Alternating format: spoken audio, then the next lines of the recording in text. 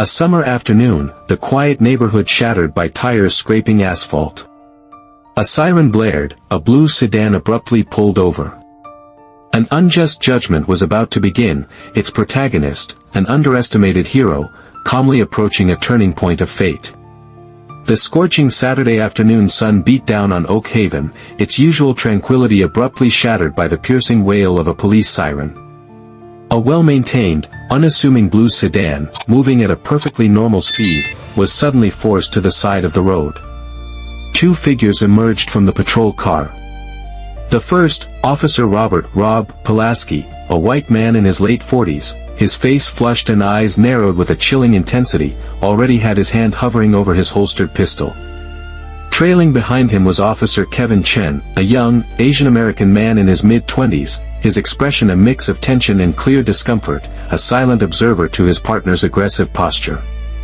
"Get out of the car. Hands above your head, now." Pulaski's voice boomed, laced with an almost theatrical malice, as if the driver of the humble sedan were a hardened criminal caught in the act. The car door slowly opened. David "The Rock" Harris, a black man in his late 60s, emerged.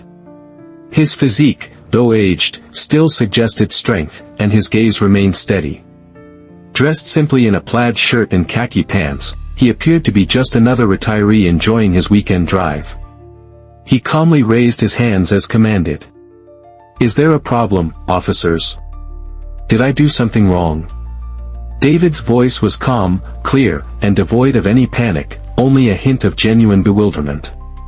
His question seemed to ignite something volatile in Pulaski. "Shut your mouth. Don't talk to me."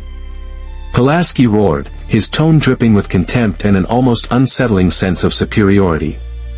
He approached David, his eyes coldly scrutinizing him from head to toe. David simply stood, hands still raised, his military training keeping his composure ironclad despite the growing unease. Pulaski's thinly veiled disdain was palpable. "You don't look like you belong around here.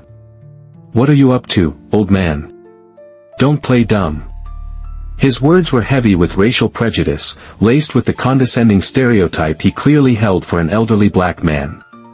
Officer Kevin Chen stood frozen, his face a pale mask of internal conflict.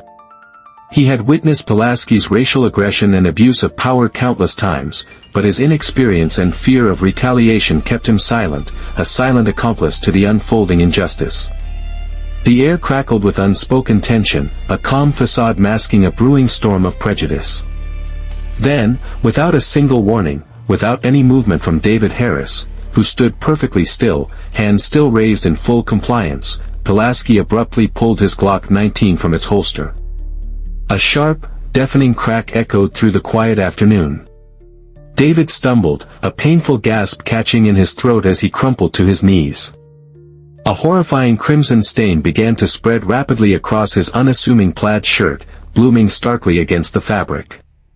Officer Kevin Chen froze, his eyes wide with horror, his face drained of all color. He couldn't process what he had just witnessed, the sheer, unprovoked brutality was beyond his comprehension. Pulaski stared at the smoking gun in his hand, then down at David, who was now collapsing into a rapidly expanding pool of blood on the hot asphalt. A flicker of terror, a dawning realization of the catastrophic decision he'd just made, crossed Pulaski's face. What the hell had he done? The shot had been irrational, an act of blind rage fueled by prejudice. Did this officer even begin to grasp whose life he had just irrevocably altered? Would justice, often portrayed as blind, truly turn a blind eye to such a heinous act? The neighborhood, usually so serene, was now filled with the terrified screams of nearby residents who had heard the shot and were now peeking out their windows, quickly dialing 911. The man who lay bleeding on the pavement was no ordinary citizen. He was Colonel David "The Rock" Harris, a 68-year-old living legend of the United States Marine Corps. Colonel Harris was a renowned former Marine Corps Special Operations Commander, a true icon of courage and dedication. His service spanned decades, from the jungles of Vietnam to the sands of the Persian Gulf and the battlefields of Iraq and Afghanistan. He had earned countless accolades, including 2 Purple Hearts for combat wounds and the prestigious Marine Corps Cross for extraordinary heroism. His life was a testament to unwavering service to his nation, a paragon of military honor. Born into a multi-generational military family, the values of discipline, unwavering courage, and an iron will to never yield had been ingrained in David from childhood. He had just finished a local veterans charity event, driving home in plain clothes, simply seeking a quiet afternoon of civilian life. News of Colonel Harris being shot by police in his hometown quickly sent shockwaves through his former units and up the chain of command within the U.S. Marine Corps. His comrades, deeply familiar with his integrity and valor, were outraged. They vowed their brother in arms would not suffer alone. As Colonel David Harris's identity was confirmed, the full weight of the U.S. Marine Corps Criminal Investigative Division, NCIS, descended upon Oak Haven. A specialized team, comprising top-tier investigators, forensic experts, and seasoned interrogators, was immediately dispatched. Their mission was clear: to coordinate with local law enforcement, but more importantly, to strictly supervise and conduct their own independent, thorough investigation. This unprecedented military intervention placed immense, suffocating pressure on the Oak Haven Police Department. This was no longer a case that could be swept under the rug, handled superficially, or manipulated in Officer Pulaski's favor. Every minute detail, every shred of evidence, had to be examined with unwavering objectivity and transparency. Crucial evidence, previously overlooked or downplayed, began to be meticulously collected and analyzed. Surveillance footage from surrounding homes, capturing the entire horrific incident, was secured. Eyewitness testimonies, from residents initially too terrified to come forward, now emerged under the protective umbrella of the NCIS. Ballistic analysis, examining Pulaski's weapon, and a detailed forensic examination of the crime scene were conducted with military precision. The narrative Pulaski had hastily constructed began to crumble under the relentless scrutiny. Under the relentless pressure of the NCIS investigation, coupled with the gnawing torment of his own conscience, Officer Kevin Chen's psychological defenses began to crack. He could no longer justify or cover for Pulaski's savage and unprovoked actions, especially now that it was clear the victim was a revered military officer, a man who had dedicated his entire life to protecting his country. NCIS investigators, with their sharp professional skills and extensive experience in breaking down hardened criminals, quickly identified the inconsistencies and outright lies in the initial statements from both Pulaski and Chen. They focused their efforts on Chen, recognizing him as the weakest link in the conspiracy to conceal the crime. After days of intense questioning, confronted with irrefutable evidence, including crime scene reports confirming no weapon was found on Colonel Harris or in his vehicle, and witness testimonies verifying David's complete compliance and lack of threat, and perhaps bolstered by advice from his family and the promise of leniency, Officer Kevin Chen finally made a pivotal decision. He broke. In a multi-hour interrogation, Chen delivered a full, unvarnished account of the incident. He admitted that Pulaski had pulled over Colonel Harris without cause, hurled racist slurs, and most shockingly, had shot him while he stood motionless, hands raised, posing no threat whatsoever. Chen also confessed to being threatened by Pulaski and coerced into making false statements to cover up the heinous act. Officer Kevin Chen's testimony became an undeniable, crushing blow, fully exposing Officer Rob Pulaski's blatant lies and desperate attempts at a cover-up. Based on Chen's comprehensive account, corroborated by extensive physical evidence and multiple independent witness statements, investigators had ample grounds to conclude that Officer Rob Pulaski had committed egregious crimes.